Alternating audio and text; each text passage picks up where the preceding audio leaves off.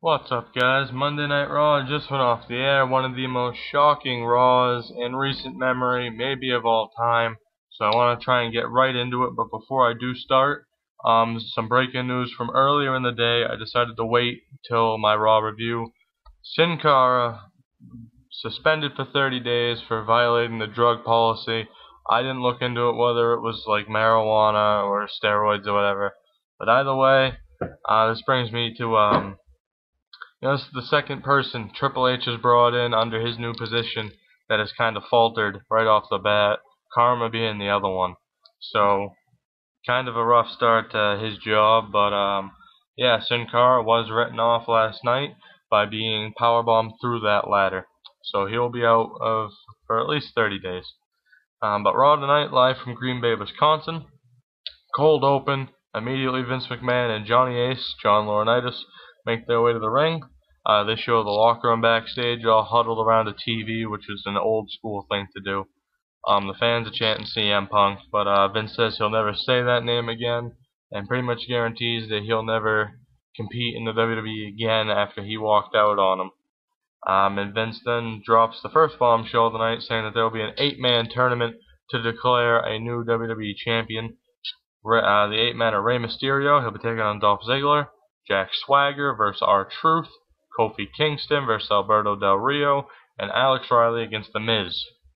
He then notes that John Cena is not in the tournament, and that there will be severe consequences as promised for Cena because Punk left Money in the Bank with the WWE title. After that, Lawler and Cole talk about Cena noting on his Twitter page that he thought he had already been fired, and he also apologized to The Rock. We'll just hop right into the first match. It was The Miz against Alex Riley. The Miz selling the knee injury, the leg injury throughout the match.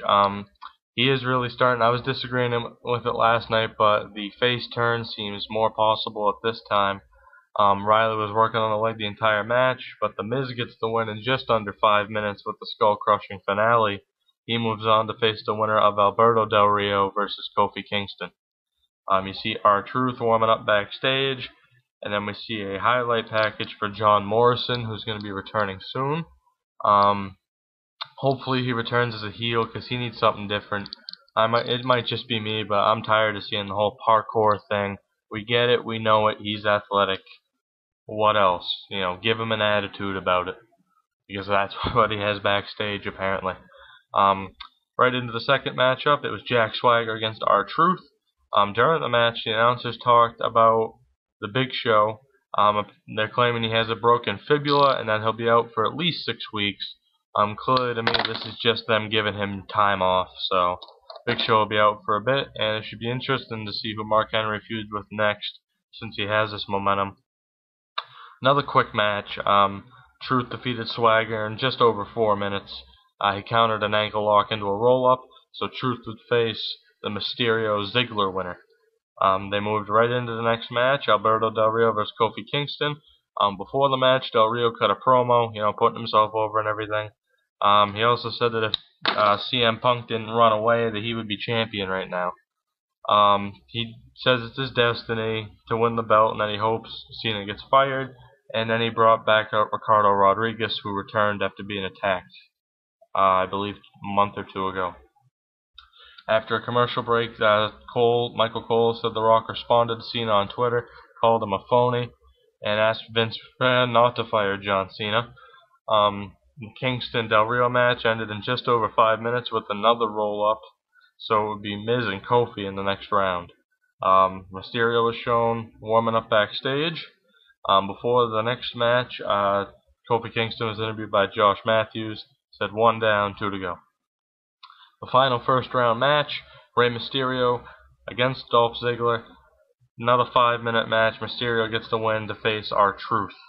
So to recap, it would be Miz and Kingston, Mysterio, and R-Truth. They show Vince McMahon talking to Johnny Ace again. Just recapping what had happened in the tournament. Then you get a 7-on-7 Divas match. I'm not even going to name them. The face Divas against the heel Divas. The faces win. Beth Phoenix pins Rosa Mendez in 1 minute and 1 second.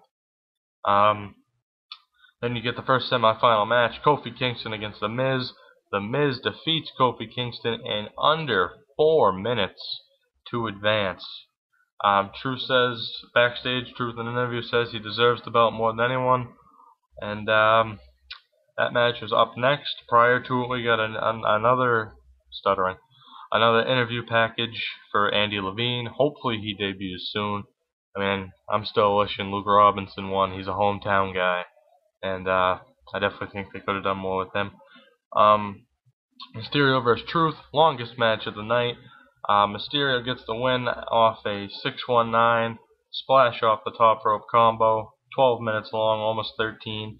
So the match was set, The Miz versus Rey Mysterio for the WWE Championship. Mysterio stayed in the ring, went to a commercial. When we came back, out comes Vince McMahon. Gets in the ring, asks Rey and The Miz to postpone the final match until next week. Vince tells Rey this is bigger than him. The fans are chanting CM Punk.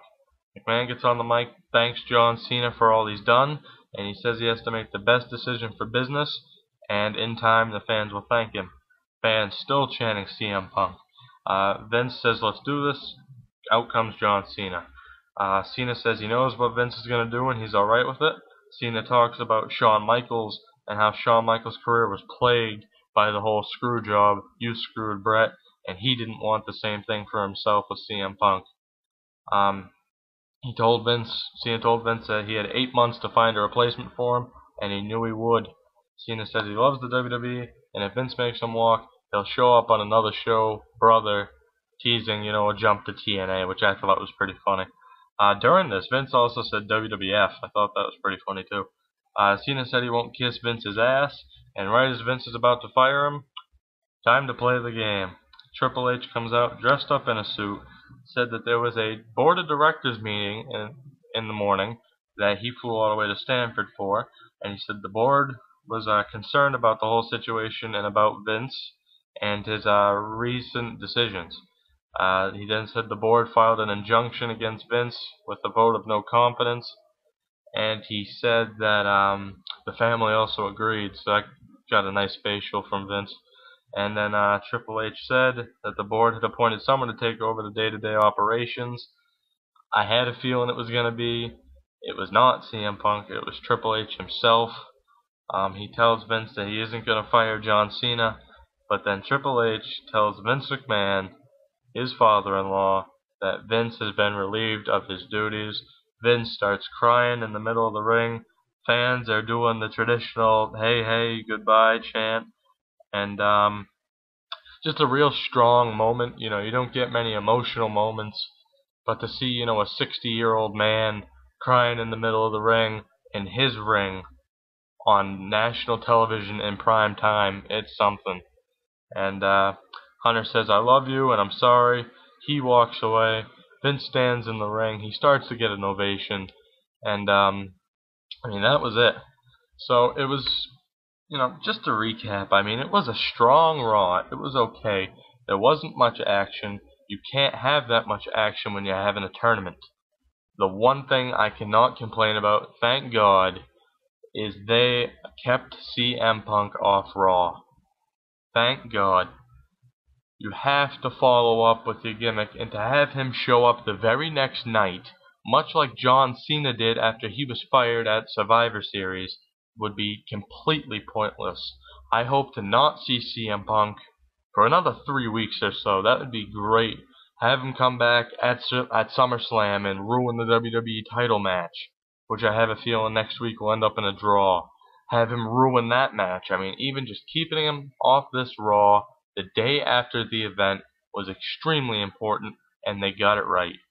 So that was one, good thing about it. There wasn't much in-ring action.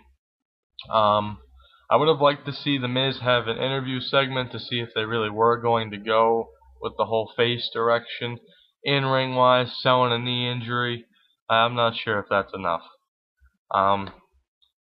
It was just a decent Raw, a good follow-up show. So many people were hyped up for this show, and they needed something big to deliver after that great match last night, the great event. And having Vince McMahon basically being fired instead of John Cena, that was great.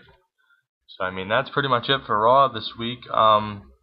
I might be covering TNA Impact. I might be covering SmackDown. I'm not sure yet. Again, anyone who's viewed this, thank you. I hope you can help me, get the name out there. And that's it for me. Later.